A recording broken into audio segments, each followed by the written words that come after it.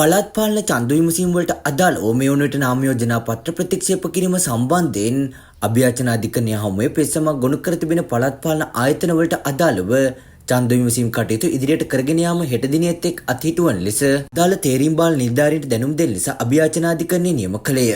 එම පෙත්සම සලකා බැලීමෙන් අනතුරුව අභියාචන අධිකරණයේ වැඩබලන සභාපති මොහොමඩ් ලෆාර් තාහිර් සහ කේ.පී. ප්‍රනන්දු යන මහත්වරුන්ගෙන් සමන්විත අභියාචන අධිකරණ විනිසුරු මඩුල්ල විසින් මෙම නියෝගය නිකුත් කරනු ලැබුවා.